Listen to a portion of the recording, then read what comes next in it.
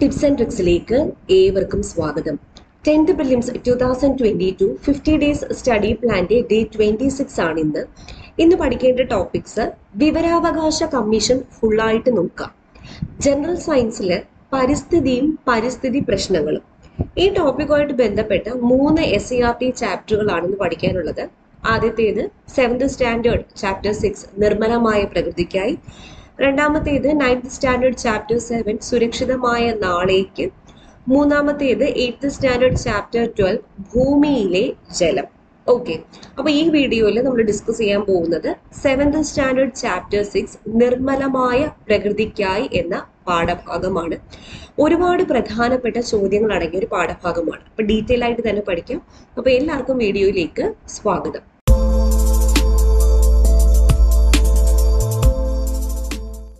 നിർമ്മലമായ പ്രകൃതിക്കായി ഈ ചാപ്റ്ററിൽ ആദ്യം പഠിക്കേണ്ട പോയിന്റ്, എല്ലാ ജീവജാലങ്ങളും പ്രത്യക്ഷമായോ പരോക്ഷമായോ മണ്ണ്, വായു, ജലം എന്നീ ഘടകങ്ങളെ ആശ്രയിക്കുന്നുണ്ട്. ബേസിക് ആയിട്ടുള്ള കാര്യമാണ്. എല്ലാ ജീവജാലങ്ങളും പ്രത്യക്ഷമായിട്ടോ പരോക്ഷമായിട്ടോ, അതായത് directly or indirectly depends on ഏതിനെയൊക്കെയാണ്? മണ്ണ്, വായു, ജലം എന്നീ ഘടകങ്ങളെ എന്ത് ചെയ്യുന്നുണ്ട്? ഡിപ്പെൻഡ് ചെയ്യുന്നുണ്ട്. ഓക്കെ, ഇനി പരീക്ഷയ്ക്ക് ചോദിക്കാൻ ചാൻസ് ഉള്ളൊരു ചോദ്യം, ഹൈഡ്രജൻ പെറോക്സൈഡ് വിഘടിച്ച് സ്വതന്ത്രമാകുന്ന വാതകം ഏത്? നല്ലൊരു ചോദ്യമാണ്. ഹൈഡ്രജൻ പെറോക്സൈഡ് വിഘടിച്ച് സ്വതന്ത്രമാകുന്ന വാതകമാണ് ഓക്സിജൻ. അപ്പോൾ ഹൈഡ്രജൻ പെറോക്സൈഡ് വിഘടിച്ച് സ്വതന്ത്രമാകുന്ന ഓക്സിജൻ പുറത്തു വരുന്നത് മൂലമാണ് പതഞ്ഞു പോകുന്നത്. അതിവിടെ ഒരു എക്സ്പെരിമെന്റ് ആണ് ഇവിടെ തന്നിരിക്കുന്നത്. അതായത് മണ്ണിലെ ജൈവാംശം കണ്ടെത്തുന്നതിനുള്ള എക്സ്പെരിമെന്റ്. അതൊന്ന് ജസ്റ്റ് നോക്കാം. മണ്ണിലെത്തുന്ന ജൈവാവശിഷ്ടങ്ങൾക്ക് എന്താണ് സംഭവിക്കുന്നത്? ബാക്ടീരിയ, ഫംഗസ് തുടങ്ങിയ സൂക്ഷ്മജീവികളുടെ പ്രവർത്തന ഫലമായി ഇവ മണ്ണിൽ വിഘടിച്ച് ചേരുന്നു എന്ന് നമുക്കറിയാം. മണ്ണിലെ ജൈവാംശം എങ്ങനെ തിരിച്ചറിയാം? ജൈവാംശം കൂടുതലുള്ള മണ്ണിന്റെ നിറം എന്തായിരിക്കും? അപ്പൊ ഇവിടെ ഒരേ സ്ഥലത്ത് നിന്ന് മേൽമണ്ണും അടിമണ്ണും എടുത്ത് പരിശോധിക്കുന്ന ഒരു എക്സ്പെരിമെന്റ് ആണ് കാണിച്ചിരിക്കുന്നത്. ഇന്ത്യയിലെ നമ്പർ 1 ഓൺലൈൻ എഡ്യൂക്കേഷൻ പ്ലാറ്റ്ഫോമായ അൺഅക്കാഡമിയിൽ കേരള PS നടത്തുന്ന എല്ലാ പരീക്ഷകൾക്കും വേണ്ടിയിട്ട് ഫ്രീ ടെസ്റ്റ് സീരീസുകളും അതുപോലെ ഫ്രീ ക്ലാസ്സസും അവൈലബിൾ ആണ്. കേരള അഡ്മിനിസ്ട്രേറ്റീവ് സർവീസ് എക്സാമിന് വേണ്ടി പുതിയ കാറ്റഗറി തന്നെ അൺഅക്കാഡമിയിൽ ലോഞ്ച് ആയിട്ടുണ്ട്. അപ്പോൾ ഫ്രീ കണ്ടന്റ്സ് എല്ലാം ആക്സസ് ചെയ്യാൻ നിങ്ങൾക്ക് ഞങ്ങളുടെ കോഡായി ടിപ്സ് ആൻഡ് ട്രിക്സ് യൂസ് ചെയ്യാവുന്നതാണ്. ഇപ്പോൾ KSന്റെ കാര്യം പറഞ്ഞാൽ live and recorded sessions available ആണ്. സിലബസ് ഓറിയന്റഡ് ആയിട്ടുള്ള ക്ലാസ്സസ്, ടോപ്പ് എക്സ്പീരിയൻസ് എഡ്യൂക്കേറ്റേഴ്സ് എടുക്കുന്ന സിലബസ് ഓറിയന്റഡ് ആയിട്ടുള്ള ക്ലാസ്സസ് അവൈലബിൾ ആണ്. എഡ്യൂക്കേറ്റേഴ്സുമായിട്ട് ലൈവായിട്ട് ഇന്ററാക്ട് ചെയ്ത് നിങ്ങളുടെ ഡൗട്ട്സ് ഒക്കെ ക്ലിയർ ചെയ്യാനും പറ്റുന്നതാണ്. അതുപോലെ അൺഅക്കാഡമിയിൽ ഫ്രീ ടെസ്റ്റ് സീരീസ് പോയിക്കൊണ്ടിരിക്കുന്നുണ്ട്. അത് അൺലോക്ക് ചെയ്യാൻ ഞങ്ങളുടെ കോഡായി ടിപ്സ് ആൻഡ് ട്രിക്സ് യൂസ് ചെയ്താൽ മതി.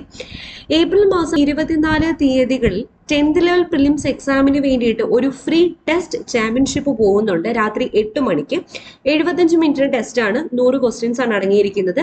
ഇതിന്റെ വിന്നേഴ്സിന് നല്ല അടിപൊളി പ്രൈസസ് ആണ് കാത്തിരിക്കുന്നത്. അപ്പോൾ ഈ ഫ്രീ ടെസ്റ്റ് സീരീസ് അൺലോക്ക് ചെയ്യാൻ ഞങ്ങളുടെ കോഡായി ടിപ്സ് ആൻഡ് ട്രിക്സ് യൂസ് ചെയ്താൽ മതി. അതുപോലെ degree level and 10th level preliminary എക്സാംസിന് വേണ്ടിയിട്ട് പ്ലസ് ടെസ്റ്റ് സീരീസും പോകുന്നുണ്ട് ബേസ്ഡ് ഓൺ ലേറ്റസ്റ്റ് സിലബസ്. അപ്പോൾ ഈ പറയുന്ന ഫ്രീ ടെസ്റ്റുകളെല്ലാം, ഫ്രീ ടെസ്റ്റും ഫ്രീ ക്ലാസ്സസും എല്ലാം അൺലോക്ക് ചെയ്യാൻ ഞങ്ങളുടെ കോഡായ ടിപ്സ് ആൻഡ് ട്രിക്സ് യൂസ് ചെയ്താൽ മതി. ഓക്കെ, മണൽ, ചെമ്മണ്ണ്, മരങ്ങൾ നിറഞ്ഞ സ്ഥലത്തെ മണ്ണ് എന്നിവ ഒരേ അളവിൽ 3 ടെസ്റ്റ് ട്യൂബുകളിൽ എടുക്കുന്നു. മണലെടുക്കുന്നു, ചെമ്മണ്ണെടുക്കുന്നു, പിന്നെ അതുപോലെ മരങ്ങൾ നിറഞ്ഞ സ്ഥലത്തെ മണ്ണെടുക്കുന്നു. 3 ടെസ്റ്റ് ട്യൂബിലായിട്ട് ഓരോന്നിലും അല്പം എന്ത് ചേർക്കുന്നുണ്ട്? ഹൈഡ്രജൻ പെറോക്സൈഡ് ചേർക്കുന്നുണ്ട്. ഏത് ടെസ്റ്റ് ട്യൂബിലാണ് ഏറ്റവും കൂടുതൽ പതഞ്ഞു പൊന്തുന്നത്? ജൈവാംശം ഏത് മണ്ണിലാണ് കൂടുതൽ? അപ്പൊ ജൈവാംശം കൂടുതലുള്ള മണ്ണാണെങ്കിൽ അവിടെ എന്ത് ചെയ്യും? ഹൈഡ്രജൻ പെറോക്സൈഡ് വേഗത്തിൽ വിഘടിച്ച് എന്ത് സ്വതന്ത്രമാകും? ഓക്സിജൻ വാതകം സ്വതന്ത്രമാകും. അപ്പൊ ഇത്രയും നോക്കിയാൽ മതി. ഹൈഡ്രജൻ പെറോക്സൈഡിനെ വിഘടിപ്പിച്ച് സ്വതന്ത്രമാക്കുന്ന വാതകം ഏതാണെന്ന് ചോദിച്ചാൽ ഓക്സിജൻ ആണ്. അതുപോലെ ജൈവാംശം കൂടുതലുള്ള മണ്ണിൽ ഹൈഡ്രജൻ പെറോക്സൈഡ് വേഗത്തിൽ വിഘടിക്കുകയും ചെയ്യുന്നു. ഇനി ജലലഭ്യത, ബാഷ്പീകരണ നിരക്കിലെ വ്യത്യാസം, ജലം സംഭരിച്ചു വെക്കാനുള്ള ശേഷിയിലെ വ്യത്യാസം, ജൈവാംശത്തിന്റെ അളവിലെ വ്യത്യാസം എന്നിവ മണ്ണിലെ ജലാംശത്തിൽ വ്യത്യാസമുണ്ടാകാൻ കാരണമാകുന്നു. അപ്പോൾ മണ്ണിലെ ജലാംശത്തിൽ വ്യത്യാസമുണ്ടാകുവാനുള്ള കാരണങ്ങൾ എന്തെല്ലാം? അപ്പൊ കാരണങ്ങളിൽ ഉൾപ്പെടുന്നത് ഏത്, ഉൾപ്പെടാത്തത് ഏത് എന്നൊരു ചോദ്യം ഈ ഒരു ബോക്സിൽ നിന്നും പ്രതീക്ഷിക്കാം. അപ്പൊ ഏതൊക്കെയാണ്?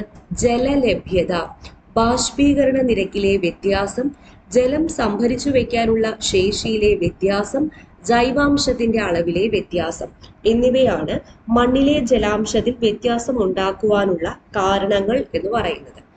ഇനി ഏത് മണ്ണിലാണ് ജൈവ സമ്പന്നത കൂടുതൽ? ജൈവസമ്പന്നമായ മേൽമണ്ണ് രൂപപ്പെടുന്നത് അനേകം വർഷങ്ങൾ കൊണ്ടാണ്. മേൽമണ്ണ് ഏകദേശം ഒരടി കനത്തിൽ കാണപ്പെടുന്നു.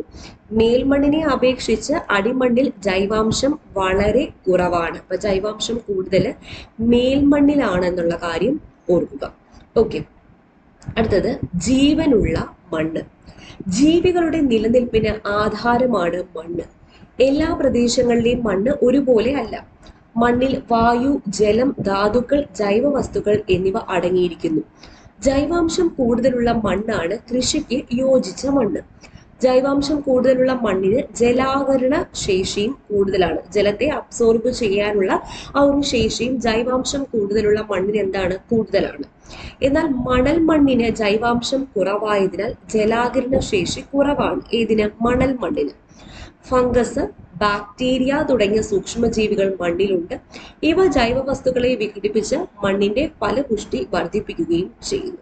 ഇപ്പൊ കൃഷിക്ക് യോജ്യമായ മണ്ണിലെ ഘടകങ്ങൾ എത്ര ശതമാനം വീതം വേണം? കൃഷിക്ക് യോജ്യമായ മണ്ണിലെ ഘടകങ്ങൾ എത്ര ശതമാനം വേണം എന്ന് ചോദിച്ചാൽ ധാതുക്കൾ ആ മണ്ണിൽ 45% ഉണ്ടായിരിക്കണം. ധാതുക്കൾ 45% ഉണ്ടായിരിക്കണം.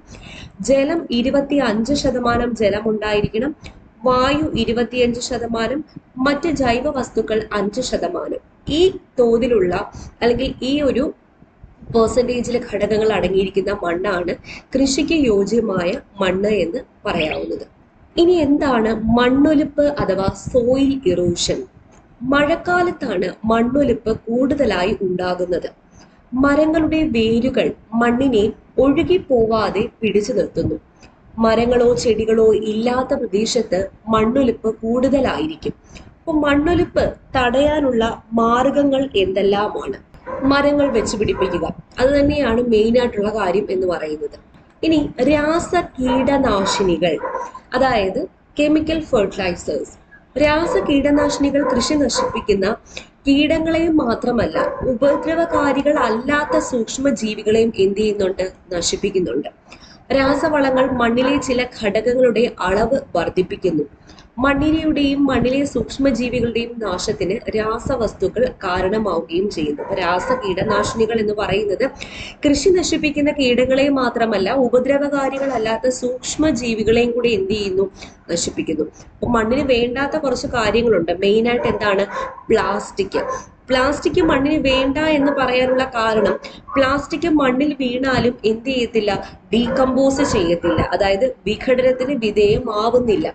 അത് ദീർഘകാലം മണ്ണിൽ നശിക്കാതെ കിടക്കുന്നു. മണ്ണിലേക്ക് ജലം ഇറങ്ങുന്നത് തടയുകയും ചെയ്യുന്നു. അതുപോലെ ചെടികളുടെ വേരുകളുടെ വളർച്ച തടസ്സപ്പെടുത്തുന്നു. അപ്പോൾ പ്ലാസ്റ്റിക് എന്ന് പറയുന്നത് മണ്ണിന് വേണ്ടാത്ത അല്ലെങ്കിൽ മണ്ണിന് ചേരാത്ത ഒരു വസ്തുവാണെന്ന് ഓർക്കുക. ഇനി അടുത്ത ഇമ്പോർട്ടൻ്റ് ആയിട്ടുള്ള ഒരു ടേബിൾ ആണ് കൊടുത്തിരിക്കുന്നത്. നമുക്ക് ലഭ്യമായ ശുദ്ധജലത്തിന്റെ അളവ്. അപ്പോൾ ഭൂമിയിൽ സമുദ്രജലമാണ് ഏറ്റവും കൂടുതൽ. ഭൂമിയിലെ ജലത്തിന്റെ 96.50% എന്താണ്?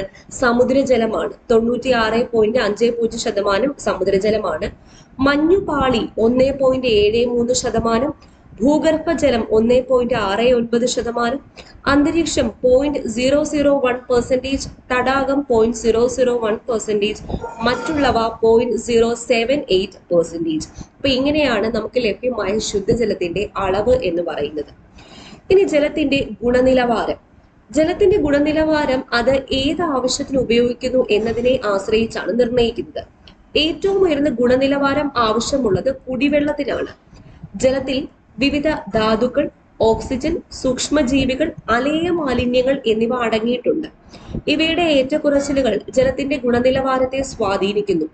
ശുദ്ധമായ ജലത്തിന് നിർവീര്യ സ്വഭാവമാണ്, അതായത് ന്യൂട്രൽ നേച്ചറാണ്. പ്യുവർ വാട്ടറിന്, ശുദ്ധമായ ജലത്തിന് എന്താണ്? നിർവീര്യ സ്വഭാവമാണ്. അതായത് ശുദ്ധജലത്തിന്റെ pH എന്ന് പറയുന്നത് 7 ആണ്. എപ്പോഴും ചോദിക്കാറുള്ള ചോദ്യമാണ്, ശുദ്ധജലത്തിന്റെ pH വാല്യൂ എത്രയാണ്? 7. ഇനി കുടിവെള്ളമായി ഉപയോഗിക്കുന്നത് 6.5 മുതൽ 7.5 വരെ pH ഉള്ള വെള്ളമാണ്. അപ്പോൾ 6.5 മുതൽ 7.5 വരെ pH ഉള്ള വെള്ളമാണ് എന്തായിട്ട് ഉപയോഗിക്കുന്നത്? കുടിവെള്ളമായിട്ട് ഉപയോഗിക്കുന്നത്.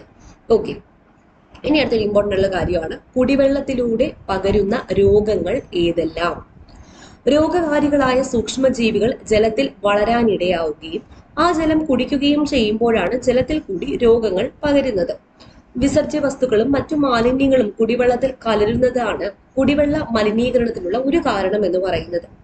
വിസർജ്യ വസ്തുക്കളിലൂടെ ജലത്തിലെത്തുന്ന ഈക്കോളി ബാക്ടീരിയയുടെ സാന്നിധ്യം ഡയേറിയ എന്ന രോഗത്തിന് കാരണമാകുന്നു. അപ്പോൾ അതൊരു ചോദ്യമാണ്, ഡയേറിയ എന്ന രോഗത്തിന് കാരണമായ ബാക്ടീരിയ ഏത് എന്ന് ചോദിച്ചാൽ ഈക്കോളി ബാക്ടീരിയ. അതുപോലെ കുടിവെള്ളത്തിലൂടെ പകരുന്ന മറ്റ് രോഗങ്ങൾ ഏതെല്ലാം? ആദ്യത്തേത് ഡയേറിയ പറഞ്ഞു, പിന്നെ ടൈഫോയിഡ്, കോളറ, ഡിസെൻട്രി, മഞ്ഞപ്പിത്തം തുടങ്ങിയവ കുടിവെള്ളത്തിലൂടെ പകരുന്ന മറ്റു രോഗങ്ങളാണ്. അപ്പോൾ കുടിവെള്ളത്തിലൂടെ പകരുന്ന രോഗങ്ങൾ ഏതെല്ലാമാണ്? ഡയേറിയ, ടൈഫോയിഡ്, കോളറ, ഡിസെൻട്രി, മഞ്ഞപ്പിത്തം. ഇനി ജലശുദ്ധീകരണമാണ്. നിങ്ങളുടെ പ്രദേശത്ത് ജലശുദ്ധീകരണത്തിനായി പരമ്പരാഗതമായി സ്വീകരിച്ചു വരുന്ന രീതികൾ ഏതൊക്കെയാണെന്ന് കുട്ടികളോട് ചോദിച്ചിട്ടുണ്ട്. ആ ഒരു രീതിയാണ് ഇവിടെ കാണിച്ചിരിക്കുന്നത്. ചരൽ, മണൽ, കരി ഇതിലൂടെ എല്ലാം കടന്നു പോയിട്ട് അവസാനം ശുദ്ധജലം കിട്ടുന്ന ഒരു മാതൃകയാണ് ഇവിടെ കാണിച്ചിരിക്കുന്നത്. അപ്പോൾ ജലശുദ്ധീകരണ ശാലകളിൽ നടക്കുന്ന പ്രവർത്തന ഘട്ടങ്ങൾ, വാട്ടർ ട്രീറ്റ്മെന്റ് പ്ലാന്റിൽ ജലം ശുദ്ധീകരിക്കുന്ന ആ പ്ലാന്റിൽ നടക്കുന്ന ഘട്ടങ്ങൾ ഏതെല്ലാമാണ്? ആ ഒരു ചിത്രമാണ് ഇവിടെ കാണിച്ചിരിക്കുന്നത്. ജലം ആദ്യം എയറേറ്ററിൽ കൂടി കടത്തിവിടുന്നു, പിന്നെ കൊയാഗുലേറ്റർ, കാരി ഫ്ലോക്കിലേറ്റർ, ഫിൽറ്റർ, ക്ലോറിനേറ്റർ, ശുദ്ധജല സംഭരണി. അപ്പോൾ ജല ശുദ്ധീകരണ ശാലകളിൽ നടക്കുന്ന പ്രവർത്തന ഘട്ടങ്ങൾ ഏതൊക്കെയാണെന്ന് ചോദിച്ചാൽ ആദ്യം എയറേഷൻ. ആദ്യത്തെ പ്രവർത്തനം എന്താണ്? എയറേഷൻ. രണ്ടാമത്തേത് കൊയാഗുലേഷൻ. മൂന്നാമത്തേത് ക്ലാരിഫ്ലോക്കുലേഷൻ. നാലാമത്തേത് ഫിൽട്രേഷൻ. അഞ്ചാമത്തേത് ക്ലോറിനേഷൻ. ആറാമത്തേത് എന്താണ്? സംഭരണം അല്ലെങ്കിൽ സ്റ്റോറേജ് എന്ന് പറയുന്ന കാര്യം. അപ്പോൾ ഓരോന്നും എന്താണെന്നൊക്കെ നോക്കാം. ആദ്യത്തെ ഘട്ടം എന്ന് പറയുന്നത് എയറേഷൻ ആണ്. മൊത്തം 6 ഘട്ടങ്ങളിലൂടെയാണ് ജലം ശുദ്ധീകരിക്കുന്നത്. ആദ്യത്തെ ഘട്ടം എന്ന് പറയുന്നത് എയറേഷൻ ആണ്. എയർ എന്ന് പറയുമ്പോൾ തന്നെ ആ ഘട്ടത്തിൽ എന്താണ് നടക്കുന്നത് നമുക്ക് മനസ്സിലാവും. എന്താണ്? ജലം വായുവുമായി കലർത്തുന്ന പ്രവർത്തനമാണ് ഇവിടെ നടക്കുന്നത്. ഇതുമൂലം ജലത്തിന്റെ ഓക്സിജന്റെ അളവ് വർദ്ധിക്കുന്നു. അപ്പൊ ജലം വായുവുമായി കലർത്തുന്ന പ്രവർത്തനമാണ് എയറേഷനിൽ നടക്കുന്നത്. അപ്പൊ അവിടെ എന്താ സംഭവിക്കുന്നത്? ജലത്തിലെ ഓക്സിജന്റെ അളവ് വർദ്ധിക്കുന്നു. രണ്ടാമത്തെ ഘട്ടം എന്ന് പറയുന്നത് കൊയാഗുലേഷൻ ആണ്. ജലശുദ്ധീകരണ ശാലയിൽ നടക്കുന്ന പ്രവർത്തനത്തിൽ പ്രധാനപ്പെട്ട ഘട്ടമാണ് കൊയാഗുലേഷൻ. ജലത്തിൽ കലർന്നു കിടക്കുന്ന ഖരപദാർത്ഥങ്ങൾ അടിയിക്കുന്നത് ഈ ഒരു സ്റ്റേജിലാണ്. ഇതിനു വേണ്ടി ആലം ചേർക്കുന്നു. ചേർക്കുന്നത് എന്താണ്? ആലം ചേർക്കുമ്പോൾ ജലത്തിന്റെ pH മൂല്യം കുറയുന്നു. pH ക്രമീകരിക്കുന്നതിന് വേണ്ടിയിട്ട് കുമ്മായം ചേർക്കുന്നു. അപ്പോൾ ഇവിടെ ശ്രദ്ധിക്കേണ്ട കാര്യം, കൊയാഗുലേഷൻ പ്രക്രിയയിൽ ജലത്തിൽ കലർന്നു കിടക്കുന്ന ഖരപദാർത്ഥങ്ങളെ അടിയിക്കാൻ ചേർക്കുന്നത് എന്താണെന്ന് ചോദിച്ചാൽ ആലമാണ്. ആലം ചേർക്കുമ്പോൾ ജലത്തിന്റെ pH കുറയുന്നു എന്ന് പറഞ്ഞു. അപ്പൊ ഈ pH ക്രമീകരിക്കുന്നതിന് വേണ്ടി ചേർക്കുന്നത് എന്താണ്? കുമ്മായമാണ് ചേർക്കുന്നത്. ഇനി മൂന്നാമത്തെ ഘട്ടമാണ് ക്ലാരിഫ്ലോക്കുലേഷൻ. മാലിന്യങ്ങൾ അടിഞ്ഞ ശേഷം തെളിഞ്ഞ വെള്ളം ഫിൽറ്ററിലേക്ക് വിടുന്ന ഘട്ടമാണ് ക്ലാരിഫ്ലോക്കുലേഷൻ എന്ന് പറയുന്നത്. അപ്പോൾ മാലിന്യങ്ങൾ അടിഞ്ഞ ശേഷം തെളിഞ്ഞ വെള്ളം ഫിൽറ്ററിലൂടെ കടത്തിവിടുന്ന പ്രക്രിയയ്ക്ക് പറയുന്ന പേരെന്താണ്? ക്ലാരിഫ്ലോക്കുലേഷൻ. അടുത്തത് ഫിൽട്രേഷൻ എന്ന് പറയുന്നത് അടിയാതെ കിടക്കുന്ന മാലിന്യങ്ങളെ ഫിൽറ്ററിൽ വെച്ച് നീക്കം ചെയ്യുന്നു. മുകളിൽ മണലും അടിയിൽ വലിപ്പം കൂടിയ കല്ലുകളും ആണ് ഫിൽറ്റർ യൂണിറ്റിൽ ഉപയോഗിക്കുന്നത്. അപ്പൊ അടിയാതെ കിടക്കുന്ന മാലിന്യങ്ങളെ ഫിൽറ്ററിൽ വെച്ച് നീക്കം ചെയ്യുന്ന പ്രക്രിയയ്ക്ക് പറയുന്ന പേരാണ് എന്ത്? ഫിൽട്രേഷൻ. അഞ്ചാമത്തെ ഘട്ടമാണ് ക്ലോറിനേഷൻ.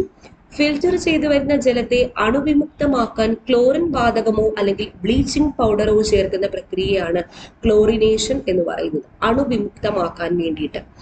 ആറാമത്തെ ഘട്ടമാണ് സംഭരണം. ശുദ്ധീകരിച്ച ജലം ശുദ്ധജല സംഭരണിയിൽ ശേഖരിക്കുന്ന ഘട്ടമാണ് സംഭരണം എന്ന് പറയുന്നത്. അപ്പൊ 6 ഘട്ടങ്ങൾ.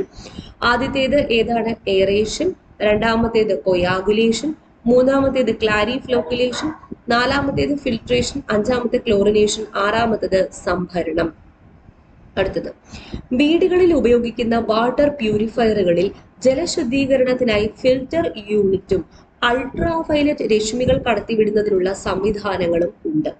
ക്ലോറിനേഷൻ നടത്തുന്നതിന് പകരമാണ് അൾട്രാവയലറ്റ് രശ്മികൾ ഉപയോഗിക്കുന്നത്. അപ്പൊ ക്ലോറിനേഷൻ നടത്തുന്നതിന് പകരമാണ് എന്ത് ഉപയോഗിക്കുന്നത്? UV റേസ് ഉപയോഗിക്കുന്നത്. അപ്പോൾ വീടുകളിൽ വാട്ടർ പ്യൂരിഫയറുകളിൽ ക്ലോറിനേഷന് പകരമായി ഉപയോഗിക്കുന്ന രശ്മികൾ ഏതാണ് എന്ന് ചോദിച്ചാൽ അൾട്രാവയലറ്റ് രശ്മികളാണ്. ഇനി വീടുകളിൽ ഉപയോഗിക്കുന്ന വാട്ടർ പ്യൂരിഫയറുകളിൽ ജലശുദ്ധീകരണത്തിനായി ഉപയോഗിക്കുന്ന സംവിധാനങ്ങൾ എന്തൊക്കെയാണെന്ന് ചോദിച്ചാൽ ഫിൽറ്റർ യൂണിറ്റും അൾട്രാവയലറ്റ് രശ്മികളും. ഏതൊക്കെയാണ്? ഫിൽറ്റർ യൂണിറ്റും അതുപോലെ അൾട്രാവയലറ്റ് രശ്മികളുമാണ് ഉപയോഗിക്കുന്നത്. ഓക്കെ, ഇനി നമ്മുടെ വായുവിൽ എന്തൊക്കെ ഘടകങ്ങളാണ് അടങ്ങിയിരിക്കുന്നത്? അന്തരീക്ഷ വായുവിൽ എന്തെല്ലാം ഘടകങ്ങളാണ് അടങ്ങിയിരിക്കുന്നത് എന്ന് നോക്കാം. എപ്പോഴും ചോദിക്കുന്ന ചോദ്യമാണ്. അന്തരീക്ഷ വായുവിൽ ഏറ്റവും കൂടുതൽ അടങ്ങിയിരിക്കുന്ന വാതകം ഏത്? നൈട്രജൻ. നൈട്രജൻ എത്ര ശതമാനമാണ്? 78% അടങ്ങിയിരിക്കുന്നത്. അടുത്തത് രണ്ടാമത് ഓക്സിജൻ ആണ്. 20.9%. 20.9% റൗണ്ട് ചെയ്ത് 21% എന്ന് തരാറുണ്ട്. മൂന്നാമത്തേത് കാർബൺ ഡൈ ഓക്സൈഡ് ആണ്. 0.03%. 0.03%. മറ്റുള്ളവ 1.07%. ഒന്നുകൂടെ പറയാം, അന്തരീക്ഷ വായുവിൽ എന്തെല്ലാം ഘടകങ്ങളാണുള്ളത്? ആദ്യത്തേത് നൈട്രജൻ ആണ് 78%. രണ്ടാമത്തേത് ഓക്സിജൻ 20.9%. മൂന്നാമത്തേത് കാർബൺ ഡൈ ഓക്സൈഡ് 0.03%. മറ്റുള്ളവ 1.07%. അന്തരീക്ഷ വായുവിലെ സ്വാഭാവിക ഘടകങ്ങളുടെ അളവ് വ്യത്യാസപ്പെടുകയോ അന്യവസ്തുക്കൾ വായുവിൽ കലരുകയോ ചെയ്യുമ്പോൾ വായു എന്തായിട്ട് മാറുന്നു? മലിനമായിട്ട് മാറുന്നു. കൂടിയ തോതിലുള്ള മലിനീകരണം ഗുരുതരമായ ആരോഗ്യ പ്രശ്നങ്ങളാണ് സൃഷ്ടിക്കുന്നത്. അപ്പോൾ ഗുരുതരമായ ആരോഗ്യ പ്രശ്നങ്ങളാണ് ഈ കൂടുതൽ തോതിൽ വായു മലിനീകരിക്കപ്പെടുമ്പോൾ സംഭവിക്കുന്നത്. അപ്പോൾ വായു മലിനമാകുന്ന സാഹചര്യങ്ങളും അത് മനുഷ്യന് അല്ലെങ്കിൽ മറ്റ് ജീവികൾക്ക് വരുത്തുന്ന ദൂഷ്യഫലങ്ങളുമാണ് ഇവിടെ കാണിച്ചിരിക്കുന്നത്. കാർബൺ മോണോക്സൈഡ് ഇമ്പോർട്ടൻ്റ് ആണ്. കാർബൺ മോണോക്സൈഡിന്റെ സ്രോതസ് എന്ന് പറയുന്നത് വാഹനങ്ങളിൽ നിന്നുള്ള പുക. അത് തന്നെ ഒരു ചോദ്യമാണ്. വാഹനങ്ങളിലെ പുകയിൽ നിന്ന് പുറത്തു വരുന്ന വാതകം അല്ലെങ്കിൽ വാഹനങ്ങളിലെ പുകയിൽ അടങ്ങിയിരിക്കുന്ന വാതകം ഏതാണ് എന്ന് ചോദിച്ചാൽ അത് കാർബൺ മോണോക്സൈഡ് ആണ്. ഇതിന്റെ ദൂഷ്യഫലങ്ങൾ എന്തെല്ലാമാണ്? ഇത് മനുഷ്യ ശരീരത്തിലെ ഹീമോഗ്ലോബിനുമായി ചേർന്ന് കാർബോക്സി ഹീമോഗ്ലോബിൻ ഉണ്ടാക്കുന്നു. രക്തത്തിന് ഓക്സിജനെ ആഗിരണം ചെയ്യാനുള്ള ശേഷി കുറയ്ക്കുന്നു. രണ്ടാമത്തെ വാതകം കാർബൺ ഡൈ ഓക്സൈഡ്. ഇതിന്റെ സ്രോതസ് എന്ന് പറയുന്നത് വിറക്, കൽക്കരി എന്നിവ കത്തുമ്പോഴാണ് പുറത്തേക്ക് വരുന്നത്. ആഗോള താപനത്തിന് കാരണമാവുന്നു. സൾഫർ ഡൈ ഓക്സൈഡ് ഫാക്ടറികളിൽ നിന്നാണ് ഇത് പുറത്ത് വരുന്നത്, അല്ലെങ്കിൽ ഇതിന്റെ സ്രോതസ് എന്ന് പറയുന്ന ഫാക്ടറീസ് ആണ്. ദൂഷ്യഫലങ്ങൾ കണ്ണിന് അസ്വസ്ഥത, ശ്വാസകോശ അർബുദം, ആസ്മ എന്നിവയ്ക്ക് കാരണമാകുന്നു. നൈട്രജന്റെ ഓക്സൈഡുകൾ വാഹനങ്ങളിൽ നിന്നും ഫാക്ടറികളിൽ നിന്നുമാണ് പുറന്തള്ളപ്പെടുന്നത്. അമ്ലമഴ, ആസിഡ് റെയിനിന് കാരണമാകുന്നു. ഏത്? നൈട്രജന്റെ ഓക്സൈഡുകൾ എന്ന് പറയുന്നത്. അപ്പൊ ഇത്രയാണ് ഈ ഒരു ചാപ്റ്ററിൽ പഠിക്കാനുള്ളത്. ഒരുപാട് ചോദ്യങ്ങൾ അടങ്ങിയ ഒരു ചാപ്റ്റർ ആണ്, എന്നാൽ വളരെ സിമ്പിളുമാണ്. നമുക്ക് സിമ്പിളായിട്ട് പഠിച്ചെടുക്കാൻ പറ്റിയ ഒരു ചാപ്റ്റർ ആണ്. ഓക്കെ, അപ്പൊ ഇതിന്റെ ചോദ്യങ്ങൾ നമ്മുടെ ടെലഗ്രാം ചാനലിൽ നിങ്ങൾക്ക് അറ്റൻഡ് ചെയ്യാൻ പറ്റുന്നതാണ്. ടെലഗ്രാം ചാനൽ ആരെങ്കിലും ജോയിൻ ചെയ്യാനുണ്ടെങ്കിൽ ഫസ്റ്റ് കമന്റ് ആയിട്ട് ഞാൻ ലിങ്ക് പിൻ ചെയ്ത് വെച്ചിരിക്കാം, ജോയിൻ ചെയ്യുക. വീണ്ടും കാണാം. Thank you.